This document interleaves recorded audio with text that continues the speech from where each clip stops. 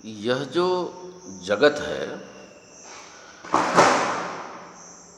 ये जगत जो संसार या जो भी चीज़ हम लोग अपने खोपड़ी में सोच सकते हैं या जो चीज़ हम लोगों को दिखता है, इसको हमारे ऋषि मुनियों ने रिसर्च करके ये समझा कि ये एक माया है। माया का मतलब ये हुआ कि जो दिखता है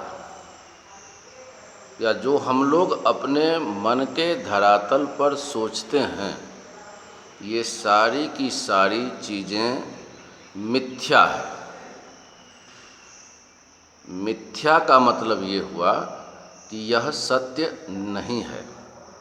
सत्य का मतलब होता है कि जो पहले भी था, अभी भी है और सदा रहेगा। मिथ्या का मतलब है कि उसकी उत्पत्ति हुई, किसी ने उसका निर्माण किया, निर्माण के बाद हम और आप उसको देखते हैं और कुछ समय के बाद वह समाप्त हो जाएगा। यहाँ तक कि जैसे आपका शरीर पहले नहीं था, आपका शरीर माँ के उदर से निकला।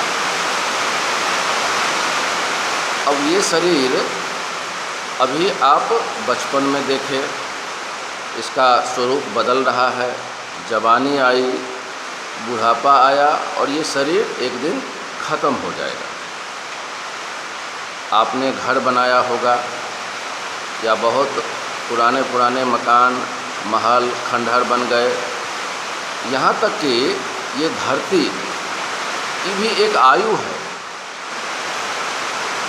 ये जो आसमान है, चांद सितारे हैं, सूरज हैं, सब जो चीज़ दिखता है या हम लोग अपने खोपड़ी से उसका निर्माण करते हैं, कोई भी चीज़ प्रारंभ से ही प्रतिपल नहीं की तरफ बढ़ता है। नहीं की तरफ मतलब उसमें क्षय होना शुरू हो जाता है, डेप्रिसिएशन होना शुरू हो जाता है और धीरे धीरे एक समय के पश्चात उसकी समाप्ति हो जाती है।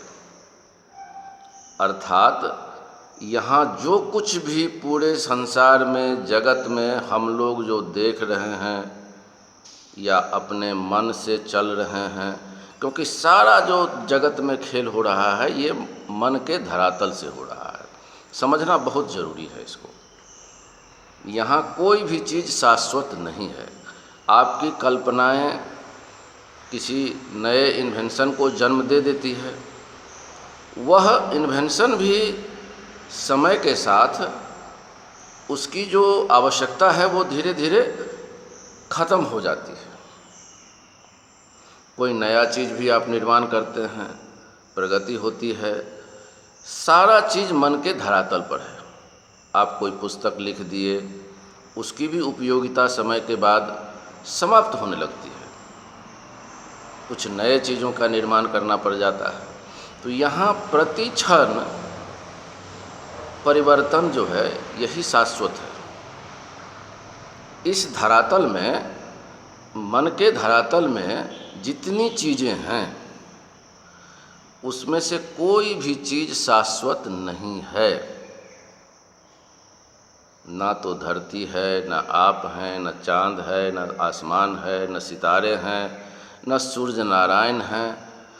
जो चीज़ या उससे ऊपर ऊपर ऊपर अनंत अनंत अनंत जो भी निर्माण किया गया है, सबका एक न एक समय नाश होना तय है। यहाँ तक कि जो खोपड़ी में जन्नत की जो अभिलाषा है, वह जन्नत भी शाश्वत नहीं है।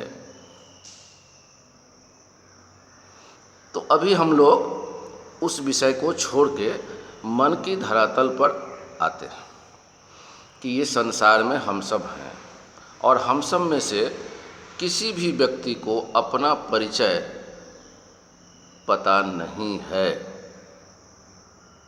हम लोग गफलत में, क्योंकि यहाँ मैंने बताया ना कि आपका सारा परिचय ही मिथ्या है। मिथ्या का मतलब हम लोग समझ चुके हैं कि वह निर्माण हुआ। पहले आप डॉक्टर नहीं थे, पहले आप कलेक्टर नहीं थे, पहले आप प्रेसिडेंट नहीं थे, सीएम या पीएम नहीं थे। आप बने हैं और आप एक दिन ख़त्म हो जाएंगे। आपका शरीर नहीं था, ये बना है, शरीर ख़त्म हो जाएगा। आप अपना परिचय नहीं जानते हैं, इसलिए अपनी बातों को अपने दिमाग से आप दूसरे पर थोपने की कोशिश करते हैं, और दूसरा या तो आपके बातों से प्रभावित होता है या आपके डर से वह आपके अनुरूप आचरण करता है।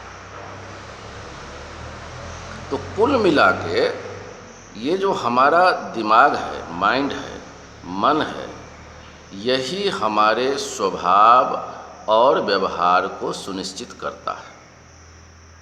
इसमें तो कोई दो राय नहीं है कि इसी मन से हमारा दूसरे के प्रति स्वभाव व्यवहार सुनिश्चित हो रहा है, या इसमें कोई शक है? इसमें कहीं कोई शक होने की आवश्यकता नहीं है। इस मन के बारे में हम लोग यह भी जान चुके हैं कि यह मन महिषासुर है, यही असुर है, सबसे बड़ा राक्षस है यह मन। और इस मन को जितना आप पोषण दीजिएगा, यह मन उतना खूंखार होता जाएगा, दूसरे पर हावी होता जाएगा। और इस मन को हम लोग अनादिकाल से अपना मित्र मान चुके हैं। जो आप हैं, हम हैं, सारी दुनिया के लोग हैं, सब के सब इस मन से जुड़ करके इस मन को ही अपना मीत, अपना मित्र मान चुका है अनादिकाल से। जबकि यह बहुत बड़ा राक्षस है, बहुत बड़ा शत्रु है आपका। यही आपको उस परमात्मा, अल्लाह, जो भी नाम है भगवान का, भगवान से आपको जुड़ने नहीं देता है। लेकिन विडंबना ये है कि इस मन को हम लोग अपना सबसे बड़ा हितैषी मान चुके हैं। तो जो सबसे बड़ा शत्रु है, उसको अगर हम अपना हितैषी मान लें, उसी के हिसाब से हम चलें,